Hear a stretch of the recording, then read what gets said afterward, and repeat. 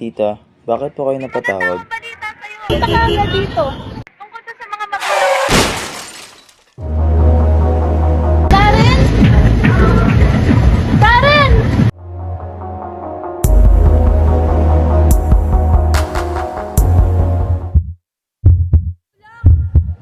Kulang! May sagasaan po! Kulang!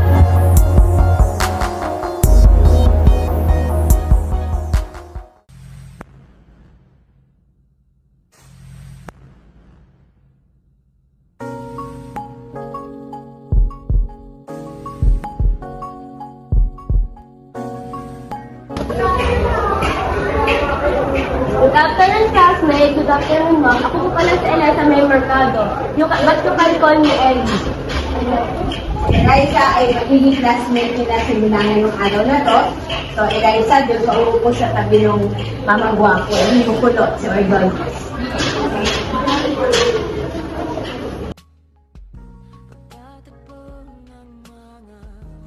Huwag niya pala pag malapitan. Sorry. Next time, huwag ka gagamit ng phone habang naglalakad.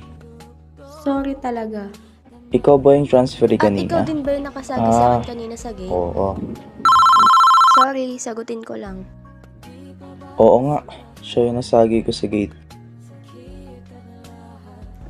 Sige, una na ako.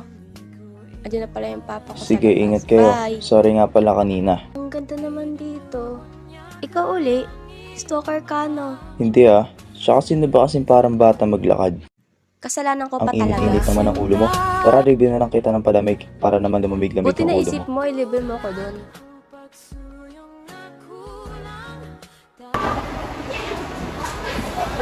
Uy, ay may libro ang hanap ko ah. Pero nga muna ito pa nag-second ka na ako. Ako nga, ang dami libre dun. Ayoko doon, ay yung hinahanap ko. Ano binili mo?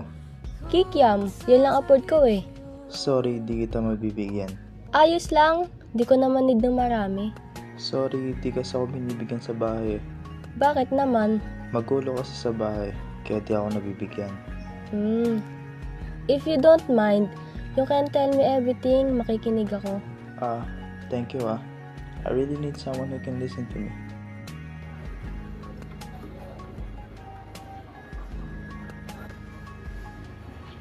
Love, sorry ngayon lang ako. Parang ang sakit kasi ng ulo ko this past few Love, days. magpa-check up ka na kaya? Palagi na yan. Kaya pa naman. Ano pala yung sasabihin mo? Love, mahirap tong sabihin at gawin para sa akin. We need to wake up. You need to wake up. That one day, hindi na ako yung taong kasama mo. Maybe not in this timeline. I love you in every you, mahal.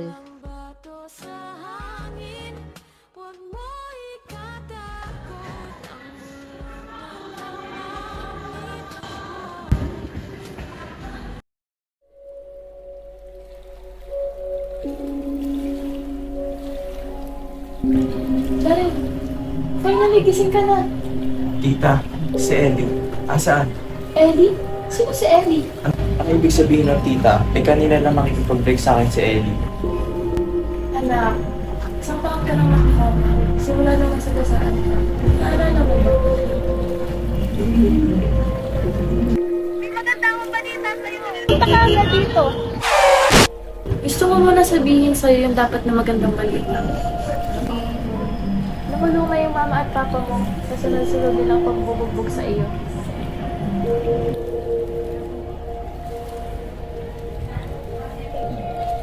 Dapat pa akong maging masaya.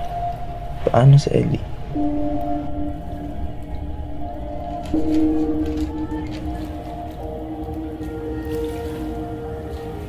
Thank you, Doc. Ang sakit ko eh.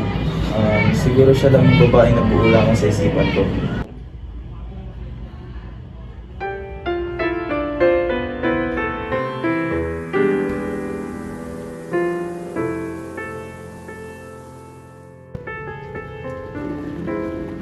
Sir Derek! I'm ready na pala. Sir Eliza.